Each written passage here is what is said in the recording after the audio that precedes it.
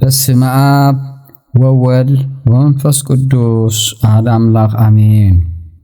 ናይ 99 ነገደ መላእኽቲ ናይ ምምላድ ጸሎት። ኦ አምላኸይ ብ99 ነገደ መላእኽቲ ናይ ምምላድ ጸሎት በምድራዊነት ኣብ ጽርሐ መቕደስካ ዘቕርበልካ ጸሎት በሰማያዊ ጽርሐ ቅዱሳትካ ተቀበለኒ። ወሕሱራትን ርኩሳትን አጋንንቲ ንዓይኒ ምድንጋጽን ምሽባር ኣብ ዝተሰብሰቡሉ ጉባኤ 99 ነገደ መላእኽት መጺኦም ኣብ ኣፎም መዚዞም ዘፍርሕ ናይ ሰረገላ ድምፂ እናስምዑ ንጥፍኣቶም ይኽበብዎም አሜን። እዚ እውን ብለዋሃትካ ይምበር ከም በደለይ ኣይኹን ሰአሉ ለነ። ኦ መብረቕ ዝተጓናጸፍኩም 99 ነገደ መላእኽቲ እግዚአብሔር ብለዋሃቱ ክሕልወና ብረድኤቱ ከጉብነየና ምእንቲ ለመኑልና አማልዱልና አሜን። ሰአሉ ለነ።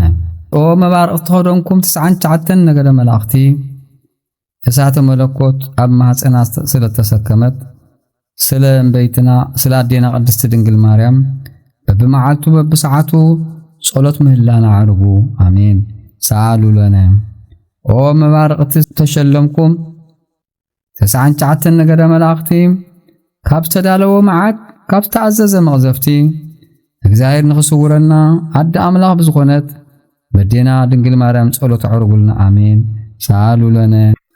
ኦ 99 ነገደ መላእኽቲ ጎይታና ኢየሱስ ክርስቶስ ብገዛ ሕፃናት ብዘዕቤቶ በዴና ድንግል ማርያም ረኺብካ ካብ ምስአን ካብ ፈታዊ ጸላኢ እግዚአብሔር ንኸድሕነና ጸሎት ምህላና አዕርጉልና አሜን። ሰአሉ ለነ። ኦ 99 ነገደ መላእኽቲ ኣብ ዓራት አጣቢቑ ብስቃይ አጨኒቑ ጅማትካ ሸምቂቑ ካብ ዝቐትል ፍሉይ ሕማም መንበሩ ብዝዓጥኑ ስለ ሱራፌል ኢሉ እግዚአብሔር ክሕልወና በብመዓልቱ በብሰዓቱ ጸሎት ነዓርጉልና አሜን። ሰአሉ ለነ። ኦ ናይ እግዚአብሔር ናይ ዙፋኑ ተሸከምቲ ዝኾንኩም 4 እንስሳ ሰውነትና መንሚኑ መልክዕና ገጽ አበላሽዩ ናይ አካላት ክፍሊ ሰባቢሩ ዝቐትል ካብ ክፉእ ዝኾነ ሕማም ጽኑዕ ደዌን ዘመናዊ ሕማምን ናይ ጎይትነቱ አዳራሽ አገልገልቲ ብዝኾኑ ስለ ሱራፌል ኢሉ እግዚአብሔር ንክሕልወና በብመዓልቱ በብሰዓቱ ምህላና አርጉልና አሜን። ኩን ይገበረልና አሜን። ሰአሉ ለነ። ኦ ናይ እግዚአብሔር መናብርቱ እንስሳውያን 4 ናይ ሰብነትና አካል ዓጾ መልሚሉን ቆራሪጹ መትሓዚ መጨበጢ ኢድ መኽየዲ መርገጽ እግሪ ካብዝ ስእን ደውየ ሥጋ እግዚአብሔር ምእንቲ ክሕድነና ለሸውዓተ ሊቃናት በብመዓልቱ በብሰዓቱ ጸሎትና ምህላና አዕርጉልና አሜን። ሰአሉ ለነ።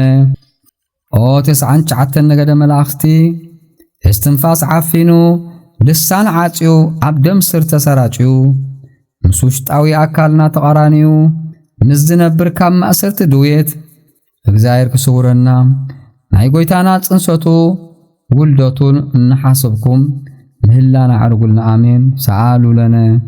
ኦ 99 ነገደ መላእኽቲ ቁመናኻ ካብ ዘዘናግዕ አንደበትካ ካብ ዘዕጺ ነገር ካብ ዘተኣጓጉል ፍሉይ ናይ ሰይጣን ተንኮል እግዚአብሔር ንክሕልወና ናይ ወልድ ስነ ግዝረቱ ስመ ጥምቀቱን እናተሓሳሰብኩም ጸሎትና ምህላና አርጉልና አሜን።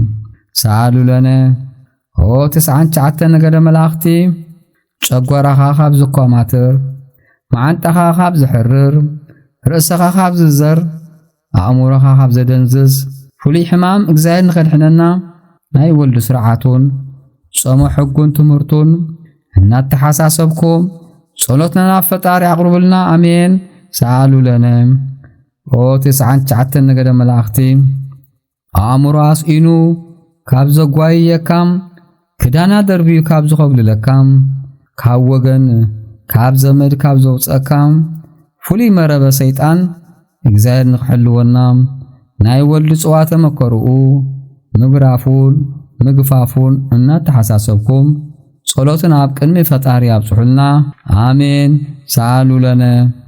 ኦ 99 ነገደ መላእኽቲ ብሰይጣናዊ ድፍኢት ተደፋፊና ግደል ካብ ምውዳቕ ባህሪ ካብ ምጥላቕ ብገመድ ካብ ምዕናቕ እግዚአብሔር ንክሕልወና ናይ ወልድ ጽፍዓት ገጹ ኩርዓት ርእሱን ናይ ገጹ ምጽፋዕ ናይ ርእሱ ምውቃዕ እናተሓሳሰብኩም ጸሎትና ምህላና ናብ ቅድሚ እግዚአብሔር ኣብጽሑልና አሜን ሰአሉ ለነ ኦ 99 ነገደ መላእኽቲ ሰብነት ካብ ዘፍዝዝ ኣእምሮ ካብ ዘደንዝዝ ናብራ ካብ ዝቁርቁሕ ኣተሓሳስባኻ ካብ ዝምርስ ፍሉይ ናይ ጸላኢ መርዚ እግዚአብሔር ንኽሕልወና ናይ ወልድ ስነ ስቕለቱ ግፍዒ ሞቱና ተሓሳሰብኩም ልመና ናብ ቅድሚ ዙፋን ስላሴ ኣቕርቡልና አሜን ሰአሉ ለነ ኦ 99 ነገደ መላእኽቲ ካብ ናይ ርኩስ ሰይጣን ትንፋስ ዝተልዓለ ዓይንኻ ካብ ዘፍጥጥ ስንኻ ካብ ዘስንን ሕቆኻ ካብ ዝጎብጥ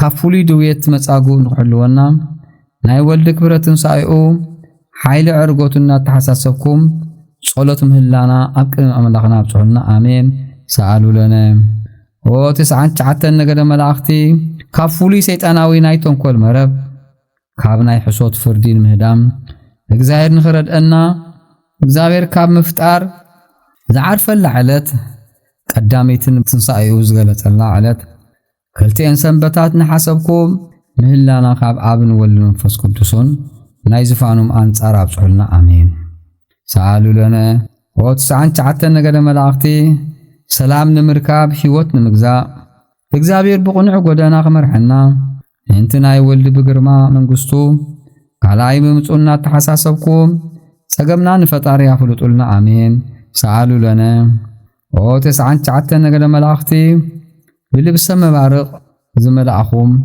ኦ 99 ነገደ መላእኽቲ ብሰላም ወፂና ብሰላም ንኽንኣቱ እናተሓሳሰብኩም እግዚአብሔር ኃጢአትና ይቅር ክነብለና በብዕለቱ በብሰዓቱ ነቕርቦ ጸሎትን ምህላና ናብ ሰማይ አድርጉልና አሜን ሰአሉ ለነ ኦ ኩልኩም ነገደ መላእኽቲ ብፍጹም ልመና ኣማሉልና ልመናኹም ሓሶ ዘይተሓወሶ ምቀኝነት ዘይብሉ ኣብ ቅድሚ እግዚአብሔር ፍጹም ተቐባልነት ዘለዎ እሞ ኦ ፈጣሪዬ ናይ ኩሎም ነገደ መላእኽቲ ናይ ምምላል ጸሎት ተቐቢልካ ዝረሓበሻ ካብ ወራሪ ጸላኢ ንሕና ከዓ ህዝብኻ ካብ ውግእ ካብ ጥሜትን ካብ መቕዘፍትን ኣብ ሃገር ብመንግስትን በሰብ ህይወትን ንብረትን ካብ ዝበጽሕ አሰቃቂ አጨናቅን ነገር ኩሉ ሰውረና አሜን ጸሎቶምን በረከቶምን ናይ 99 ነገደ መላእክት ምስ ኩላትና ህዝበ ክርስቲያን ዘለዓለም ይኹን አሜን አቡነ ዘበሰማያት